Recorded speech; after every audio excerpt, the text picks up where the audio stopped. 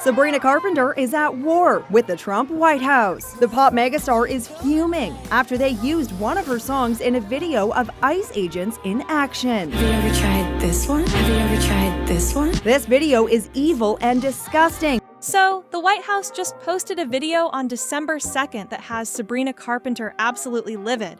And honestly, when you see what they did, you'll understand why.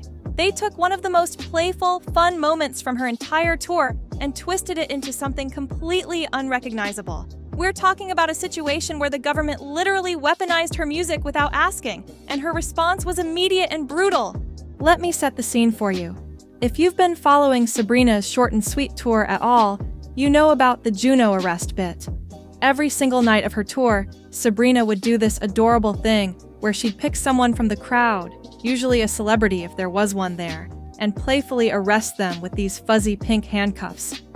She's done it to Anne Hathaway. The singer posted on social media, "Do not ever involve me or my music to benefit your inhumane agenda." The White House responded by mocking her. Here's a short and sweet message for Sabrina Carpenter. Nicole Kidman, Gigi Hadid, Millie Bobby Brown, the Fanning sisters. The whole bit ties into her song Juno, where there's this lyric that goes, "Have you ever tried this one?" It's flirty, it's fun. It's become one of the most viral moments of her entire tour. Fans would literally show up hoping they'd be the one chosen to get those pink handcuffs. Now, here's where things get messy. On Monday, December 2nd, the White House's official account posted a video on X and TikTok. The video starts with footage of people protesting against ICE operations, and then it cuts to this montage of federal immigration agents literally chasing people down in what appears to be Chicago. You've got agents tackling people, putting real handcuffs on them, people recording everything on their phones looking terrified. And the soundtrack? Sabrina's voice singing, "Have you ever tried this one?" from Juno, played on repeat. The caption reads, "Have you ever tried this one? Bye-bye," with some emojis thrown in there like, "This is supposed to be cute," or funny. The audacity of taking a moment that was about love and playfulness and connection with fans and turning it into propaganda for deportation raids is genuinely shocking. They saw Sabrina's arrest bit, where she's literally flirting with celebrities and making everyone laugh, and thought, you know what would be perfect for our video about rounding people up? Sabrina didn't wait long to respond. On Tuesday, December 2nd, she quote-tweeted the White House post and wrote, "This video is evil and disgusting. Do not ever involve me or my music to benefit your inhumane agenda." No sugarcoating it, no diplomatic language, just straight up called the White House evil and disgusting. And you have to remember, Sabrina has been pretty clear about where she stands politically. Right after the November 2024 election when Trump won, she told her Seattle crowd, "Sorry about our country and to the women in here. I love you so much." The White House response? They doubled down in the pettiest way possible. Spokesperson Abigail Jackson released a statement that said, "Here's a short and sweet message for Sabrina Carpenter," which is already obnoxious because they're referencing her album name. "We won't apologize for deporting dangerous criminal, illegal murderers, rapists, and pedophiles from our country. Anyone who would defend these sick monsters must be stupid, or is it slow?" The statement continued, "We won't apologize for deporting dangerous criminal, illegal murderers, rapists, and pedophiles from our country. Anyone who would defend these sick monsters must be stupid, or is it slow?" And yes, they really used her song lyrics against her, referencing stupid from her song, "Please, Please, Please." They're literally mocking her with her own music. What makes this even more infuriating is that this isn't an isolated incident. This is part of a massive pattern that's been happening throughout Trump's political career, but it's ramped up significantly in his second term. In November 2025, Olivia Rodrigo had her song, "All American Bitch," used in a Department of Homeland Security video promoting self-deportation. She responded, "Don't ever use my songs to promote your racist, hateful propaganda." The video is still up. Kenny Loggins had "Danger Zone" used in an AI-generated video in October 2025 showing Trump as a fighter pilot literally dropping poop on protesters. Logins said it was unauthorized and demanded it be taken down. It's still up on Truth Social. Taylor Swift, who's actually close friends with Sabrina, had her song The Fate of Ophelia used in a White House TikTok in November, showing Trump's posts attacking her. Swift, who endorsed Kamala Harris in the 2024 election, hasn't said anything publicly about it yet. Going back further, Beyoncé had Freedom used without permission. Celine Dion had My Heart Will Go On used at a rally. ABBA demanded their music be taken down from rally videos. The estate of Isaac Hayes actually sued Trump's campaign in August 2024 and won a preliminary injunction in September, stopping them from using Hold On, I'm Coming. That's one of the few times legal action actually worked, but most artists can't afford to take on that kind of lawsuit, and even when they issue cease and desist letters, the videos often stay up anyway. Stupid or Is It Slow is a lyric from another Carpenter song, Manchild. Stupid. Or is it slow? It's not the first time the White House has used a song by a Trump critic without permission. The White House's social media strategy under Trump's second term has been described as embracing memes, pop culture references, and viral moments. In July 2025, the official White House X account literally posted, "Nowhere in the Constitution does it say we can't post banger memes." They're treating federal government social media like a Gen Z influencer account, except instead of promoting makeup or fashion, they're promoting deportation policies. And that's the core issue here. These aren't just copyright violations, though they absolutely are that. It's about taking art that means something completely different and forcing it to promote an agenda the artist fundamentally opposes. Sabrina's Juno bit was about joy and attraction and making her fans feel special. The White House video shows people who look absolutely terrified being chased down and handcuffed by federal agents. The dissonance is intentional and cruel. What's particularly gross about the White House's response to Sabrina is how they're trying to make this about defending against murderers, rapists, and pedophiles, when the video they posted doesn't actually show that. It shows ICE agents in what critics have described as indiscriminate sweeps through Hispanic neighborhoods. There are no charges listed, no context given, just people being detained while others watch in horror.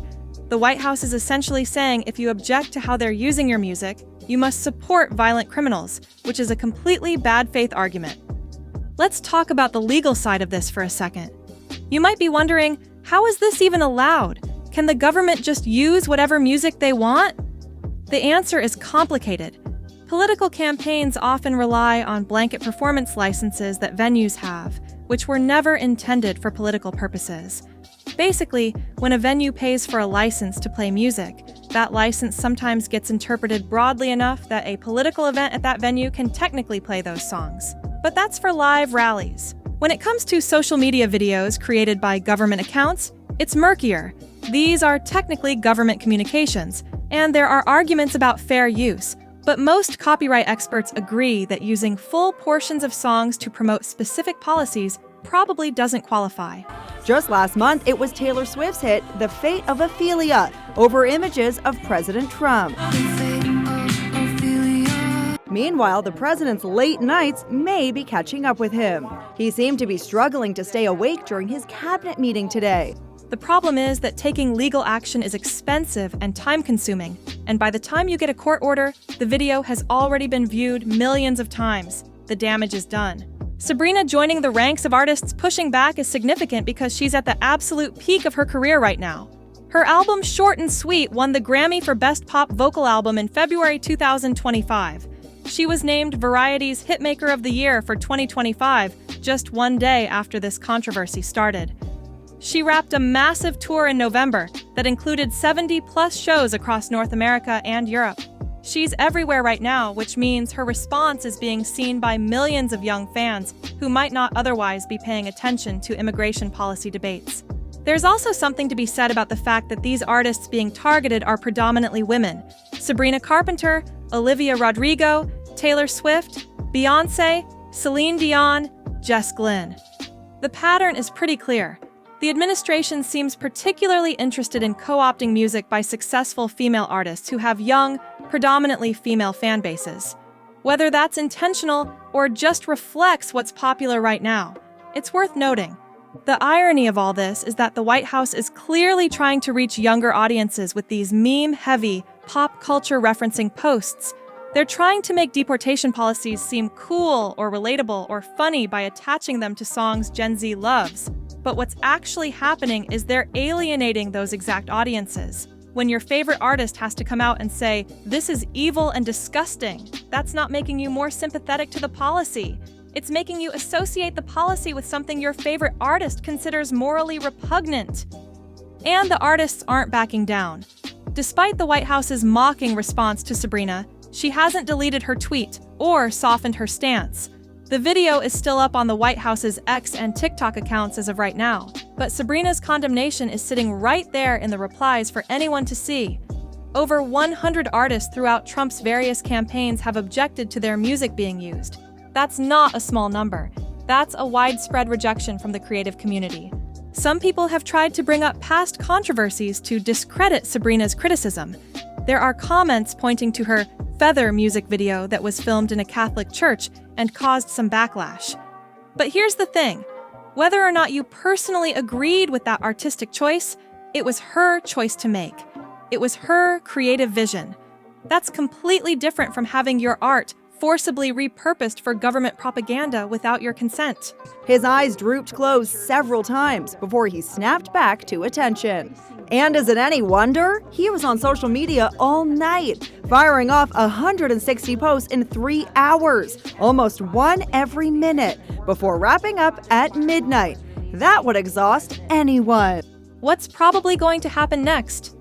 Realistically, not much in terms of immediate action. The video will likely stay up. The White House has shown no indication they plan to respect artists' wishes. Sabrina could pursue legal action, but that takes months or years, and there's no guarantee of success. What she can do, and what she is doing, is using her massive platform to make her position crystal clear to her 40 million Instagram followers and everyone else paying attention. The cultural impact of these ongoing conflicts between artists and the Trump administration is building, though. Every time another beloved artist has to come out and say, "Please stop using my music for this," it reinforces a narrative about the administration's relationship with creative communities and young people. It's creating a documented history of artists saying, "We do not want to be associated with these policies." For Sabrina specifically, this puts her in interesting company. She's now part of the same conversation as music legends who've spent years fighting against unauthorized use of their work. She's making it clear that her brand, her image, and her music stand for something completely opposite to what that White House video represents. And given that she was literally recognized by headcount as the top artist in the 2024 cycle for registering and engaging voters, her political voice carries real weight with exactly the demographic the White House is supposedly trying to reach. The fuzzy pink handcuffs that were such a symbol of joy and playfulness on her tour have been tainted by this. Every time someone sees that White House video, they're going to remember that the government tried to turn a moment of connection between Sabrina and her fans into something violent and political. That's not something that just disappears. So where do we go from here? Are we just going to keep seeing this cycle of the White House using popular music, artists objecting, the White House responding dismissively, and nothing changing? Probably. Yeah. At least until there's actual legal consequences that make it not worth doing. The Isaac Hayes estate lawsuit might set some precedent, but one successful case doesn't change an entire pattern of behavior. What I find most telling is the language Sabrina used. Evil and disgusting are strong words. She didn't say, "I'd prefer you didn't," or "I'm disappointed." She called it evil. That level of moral clarity is important. She's not treating this as a difference of political opinion or a copyright annoyance. She's calling it what she sees it as, a fundamental moral wrong to take her art and use it to promote something she considers inhumane. The White House's response, mocking her with her own lyrics and trying to paint her as defending criminals, just proves they're not interested in actual dialogue. They're interested in provocation and going viral, even if it means making enemies of some of the most influential artists in the world. At the end of the day, this controversy is bigger than just one video or one song. It's about who gets to control art and what it represents. It's about the power dynamics between government and individual creators. It's about whether constant violations of artists' wishes eventually just become accepted as normal. And it's about young people watching their favorite artists take a stand and learning that sometimes you have to call something evil when it's evil, even when it's coming from the White House. So, what do you think? Is Sabrina right to push back this hard? Or should artists just accept that their music might get used politically? Have you seen the White House video, and did it change how you feel about the song Juno? Drop your thoughts in the comments. And if you support artists having control over their own work, hit that subscribe button because this is clearly a conversation that's going to keep coming up. Thanks for watching.